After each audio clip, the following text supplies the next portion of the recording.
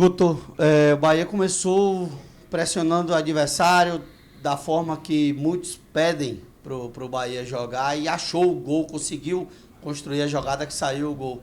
O que aconteceu para o Bahia não ganhar hoje a equipe do Atlético Paranaense? Boa noite. Boa noite. Bom, primeira coisa que nós não estamos jogando contra qualquer equipe. Nós estamos jogando contra... É jogo em cima de jogo, então é terceiro ou é quarto do brasileiro? Quarto. Atlético? Terceiro. Terceiro do brasileiro, da Série A. Classificado na Libertadores para a próxima fase. E fez um jogo aqui, onde nós tivemos o dobro de finalizações. Nós tivemos um jogo de igual para igual. Uma equipe que você não pode errar. Nós tivemos um cruzamento da intermediária, onde o Christian apareceu como surpresa. Foi um erro nosso de cobertura. Acabou fazendo o gol de empate. E o segundo, uma infelicidade do Luiz Henrique de ter escorregado. A cobertura estava correta. A cobertura estava correta e estava segura. Foi uma infelicidade. E aí, eu quero aqui agradecer aquele torcedor que apoiou o Luiz Henrique, encobrindo as vaias injustas que ele recebeu, e lamentar que, infelizmente, nós continuamos tendo, a cada erro, né,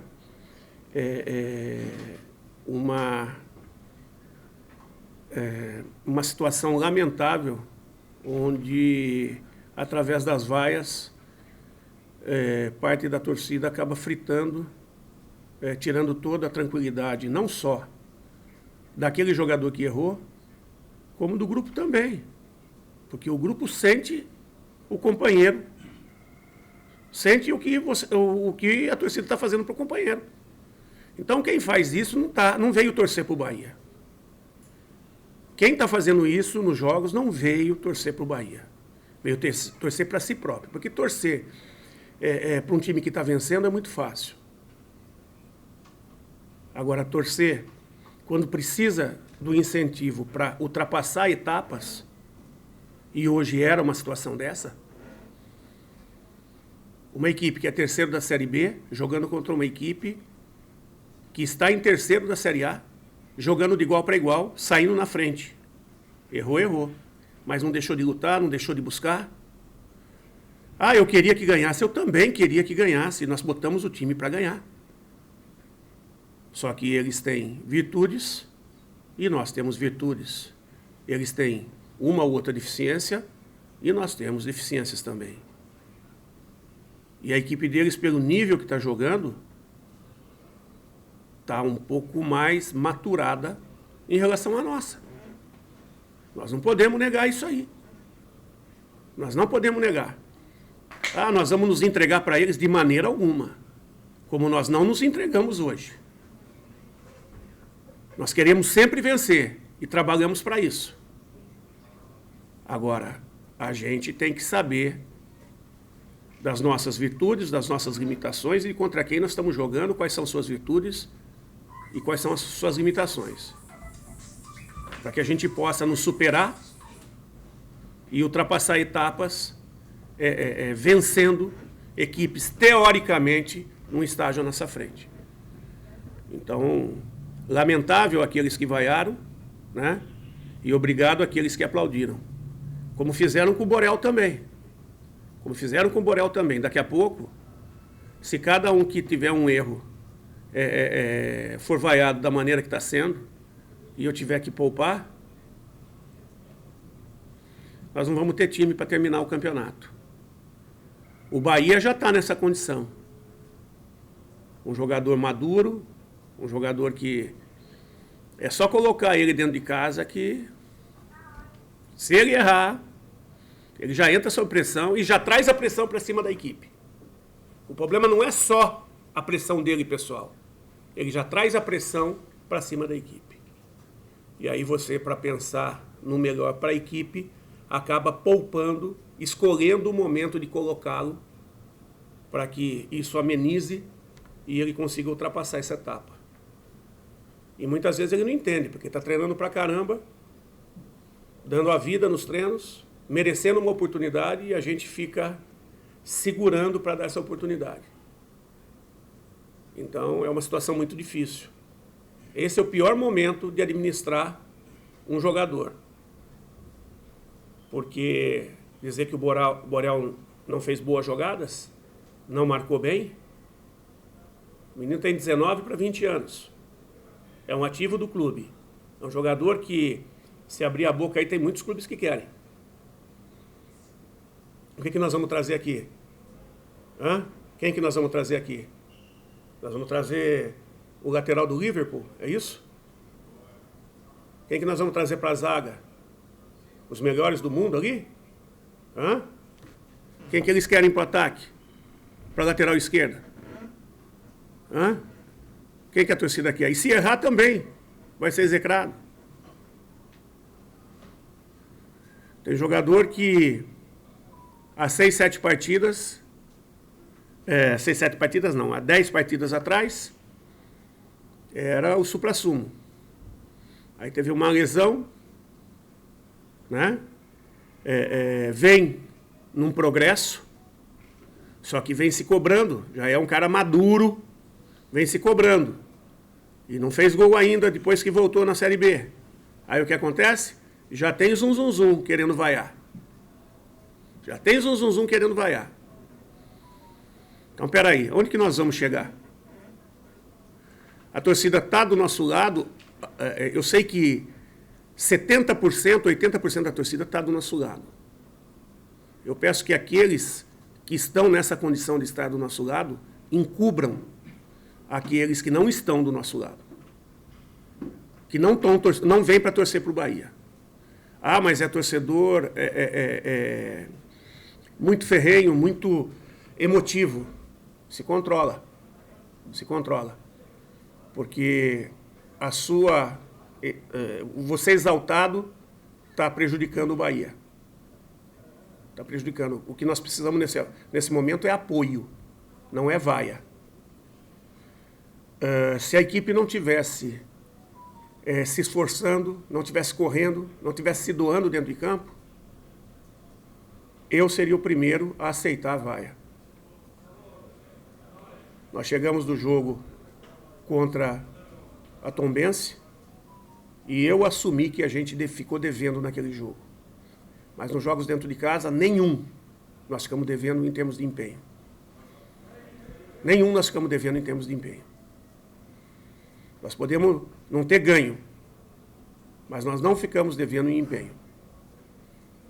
Então, desculpe aqueles que eu estou atingindo com essa fala. Na realidade, eu não estou querendo criticar, eu estou querendo chamar para uma reflexão. Porque você, eu sei que é Bahia acima de tudo, mas que não está conseguindo se controlar. Venha junto, apoie. Até tem um videozinho muito, muito interessante. Até eu acho que eu te mandei, e seria legal você botar no seu canal. Eu mandei para outros aí também. Vou mandar para mais gente aí que tenha canal, que seria legal para... inclusive com as pessoas, com os torcedores que são mais chegados, falam, pô, isso aqui é a cara do Bahia. É a cara do Bahia.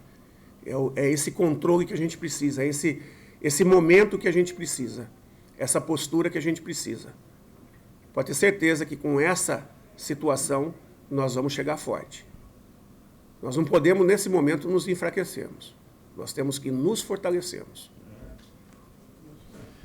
Professor, ainda em cima dos laterais, você acha que o torcedor tem razão em vaiar os dois atletas, o Luiz Henrique e o Borel? E se nessa janela de abertura agora, dia 18 de julho agora, você vai pedir laterais, ou você acha que os laterais que o Bahia tem dá para seguir o campeonato? As duas competições ainda. Sobre a questão de contratações, Eu acho que eu não tenho o que falar porque não sou eu que... Eu não vou me desfazer de quem está em casa. Os mesmos laterais que hoje eles estão vaiando já foram em determinadas partidas aplaudidos de pé. Só que todo mundo é sujeito a errar. Assim como eles acertaram bastante, em algum momento eles estão errando. E no momento que eles estão errando, eles têm que ser fortalecidos. E não execrados. Se você procurar, me dá aí o nome de 2 laterais que jogariam fácil aqui no Bahia, que o Bahia tem condições de trazer e que estão disponíveis no mercado.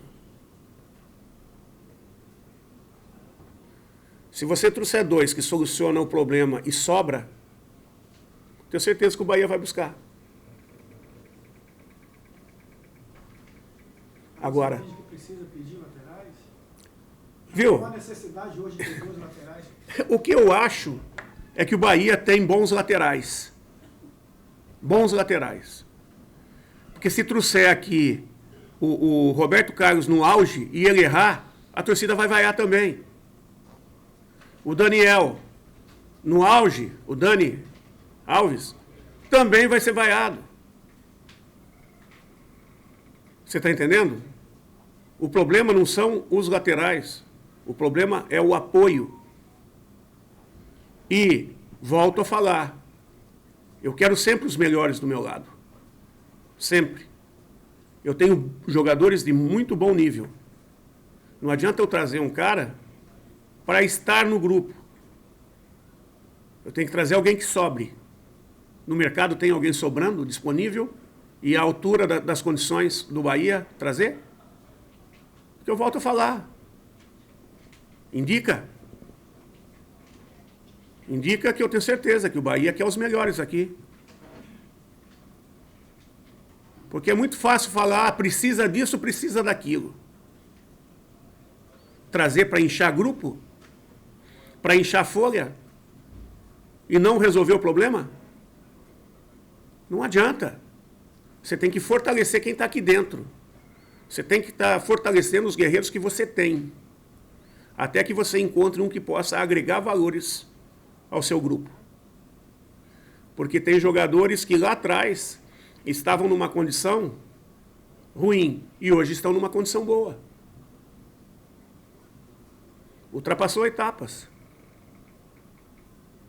E é fortalecendo que a gente vai crescer e vai chegar. Só citando um exemplo, em 2017, o Zé Rafael, ele começou bem, depois foi caindo, começou a ser vaiado, saiu da equipe, ficou umas 3, 4 partidas de fora, aí voltou para a equipe. A hora que ele voltou para a equipe, já chegou mais encorpado, já chegou mais maduro, começou a acertar, recebeu o apoio, dali a pouco, olha quem é o Zé Rafael hoje no mercado. E foi vaiado também. Depois conseguiu ultrapassar a etapa. Eu estou te falando porque eu estava no comando. Eu também fui obrigado a tirar. Como eu fui obrigado a tirar o René Júnior em 2017, depois da partida do Paraná Clube, onde nós tomamos um gol de cabeça em cima dele. Eu fui pressionado pelo torcedor a tirar, que o René entrava no campo e era vaiado.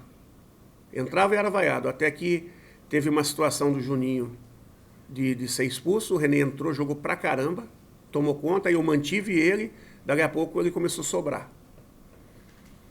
A hora que ele começou a sobrar, aí a torcida veio junto. Só que nós estávamos falando de um jogador, na época, com 29 anos. Nós não estamos falando com um jogador de 19. Um jogador de 22, 23. Com outro de 18.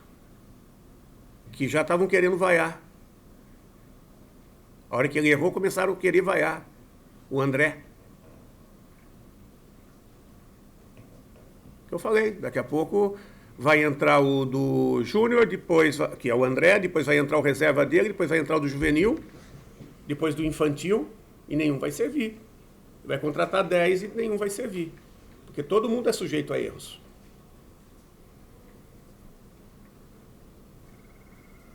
Guto, hoje você testou uma nova formação com Mugni junto a Daniel, Patrick e Rezende. O que é que você achou dessa resposta dentro de campo? E vale destacar também a boa partida do Mugni.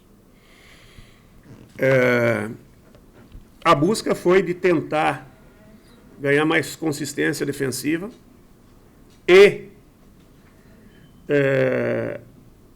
ter um poder de ataque com mais movimentação da bola.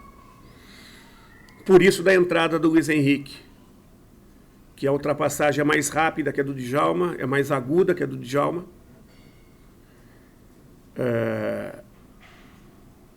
O Mugni teve muita coisa positiva e o posicionamento que a gente tentou, em determinado momento, ele ficou um pouquinho sacrificante para ele e para o próprio Patrick. Porque o que estava acontecendo? A gente não estava conseguindo compensar o lado oposto. Quando eles conseguiam virar a bola, a gente não estava conseguindo fechar o lado da bola. Então, o espaço de deslocamento do Mugni e do Patrick para fechar os laterais opostos estava muito longo. O primeiro gol acontece numa jogada onde o Mugni está distante, não dá tempo dele chegar e o cara cruza lá de trás. Na verdade, não é nem cruzamento, foi um passe rasteiro de trás. Não deu tempo de fechar. Se ele segue com a bola, o Mugni fecha. Como ele pegou e já meteu a bola no espaço, não deu tempo dele chegar. Então, são situações... Aí, o segundo tempo, nós retomamos o posicionamento de 4-2-3-1, por quê? Para poder fechar os lados do campo deles. Né? O primeiro nós fechamos mais o meio, porque eles flutuam muito com o Terence e com o Pablo. O Pablo não fica na condição de 9. Ele flutua o tempo todo para a entrada dos dois beiradas. E o segundo gol deles acontece nessa situação que a gente estava sabendo, estava treinado para isso, e a infelicidade do Luiz ter escorregado é que acabou ocasionando a jogada do gol. Né? Que os dois saem, flutuam para pegar a bola, acaba tendo a troca de passes e o volante, na aproximação, faz um passe diagonal longo para a entrada no facão do outro lado. E o Luiz Henrique fecha certinho, faz a antecipação e a hora que a bola pinga, que ele está na bola, a hora que ele vai tocar na bola, ele escorrega. Aí o Kelvin, que veio na sequência, acaba ficando com ela. Aí ficou difícil de fazer a trava, né? Resumindo, teve coisas muito boas, nós conseguimos agregar algumas coisas importantes e teve algumas coisas que não foram tão boas, que também, para um primeiro momento, com essa formação, é normal ocorrer esse tipo de coisa. Vamos ver se a gente vai fortalecer isso ou se a gente vai fortalecer o que a gente vem fazendo normalmente. Até porque no próximo jogo a gente não tem o Patrick, né? Então nós já vamos ter um outro jogador com uma outra característica jogando na função do Patrick. Então vamos ver o que a gente vai fazer. Guto, dentro desse contexto que você explicou, justamente que o torcedor está pressionando e etc., essas duas derrotas, são duas derrotas com situações distintas, ou seja, Série B e Série A, um time que está muito bem colocado. Mas como você vai trabalhar esse psicológico para que o time consiga um resultado de 3 pontos no próximo sábado para continuar ali no G4? Vamos lá. Vamos falar o seguinte. O jogo da Chape, nós fomos mal? Nós tivemos um volume de jogo estupendo. O que nós não conseguimos foi fazer o gol. Então, o que nós temos que ter? Um pouco mais de equilíbrio e de confiança. O equilíbrio e a confiança vem como? com apoio e treino. O jogo de hoje, nós somos mal? Não. Nós tivemos alguns erros, contra uma equipe que vem jogando exatamente assim. Nós não estamos fora da competição. Nós temos chances ainda. O placar que eles levam dá vantagem, mas não dá classificação. Nós saímos com um placar contra o Azures, não vou dizer parecido, né? Mas também adverso, e fomos lá e conseguimos classificar. Mas o mais importante é a partida de sábado. Sábado nós vamos encontrar uma equipe que há 6 jogos não vence, mas trocou treinador, vai dar vida aqui, e não jogou meio de semana, e nós temos que dar vida de novo. E nós temos que fazer muito mais do que nós fizemos.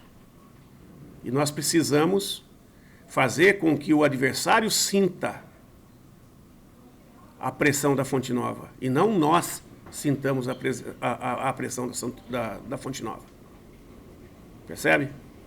Então, o trabalho, sim, é passar confiança, é ajustar. Nós não temos tempo de fazer treinamento, porque nós temos que descansar esse time, fazer ajustes mínimos e chegar para um jogo buscando o triunfo que a gente, há 2 jogos, não consegue. Guto, com a volta de Rildo e de Emerson, né, que são 2 jogadores a princípio que podemos dizer que serão titulares porque o Patrick está fora. Não foi anunciado? Não. De Rildo não. Qual foi? Machucada? Ainda não. Não. Segue. Hã? Machucada. Segue o barco. O que foi, velho? Machucada? Não. Não machucou, não. Mas E o que é que não foi anunciado? Agora Não sei. diga, você puxou, fale agora. não. Começou, termine. Não. Bora, agora fale. Sei, vamos ver o que vai acontecer aí. Aguardem. Rapaz. Não, só porque eu ia dizer o seguinte, é algo que você possa pensar em manter esse 4-4-2 que foi utilizado hoje e porque Luiz Henrique como titular quando o Djalma vinha jogando. Eu acabei de falar na explicação que eu fiz. Eu precisava de um jogador mais rápido e mais driblador. Djalma é um jogador que surge na força. Luiz é um jogador de mais balanço e de ocupação mais rápida no setor. Se vocês notaram, na nossa saída o Rezende fazia o terceiro pelo lado esquerdo. E o Mugni trocava situações de cobertura do Luiz para o Luiz passar e de diagonais para o fundo. Quando a gente está rodando a bola, o Luiz apareceu várias vezes em situações de cruzamento, em situações de passe, que a bola não entrou, que os caras cortaram, mas no primeiro tempo, antes dos gols deles, e mesmo antes do segundo gol deles, nós tivemos chances ali, lances que o Luiz apareceu muito bem. Né? E a gente buscava isso, o treinamento foi muito bom, né? E aí quando a gente bota o Djalma de novo, é uma situação de estar poupando o Luiz, né? E colocando um jogador aí de força, né?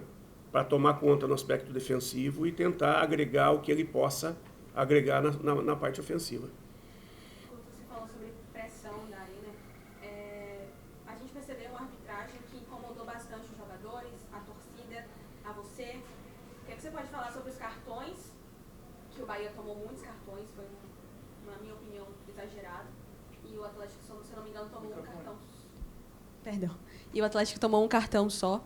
O que você pode, qual a sua análise sobre isso e a pressão, né, da torcida? A arena ficou bastante incomodada com a atuação da arbitragem hoje.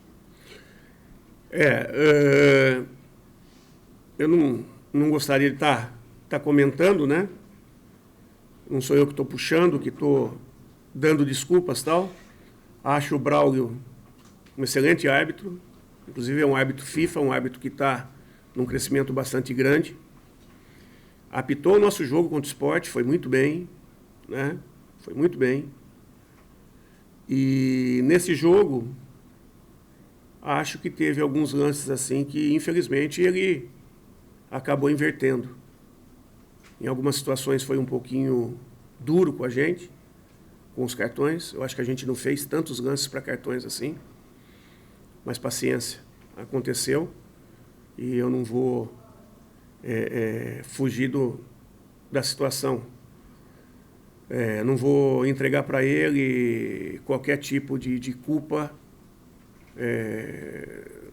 do nosso resultado, né?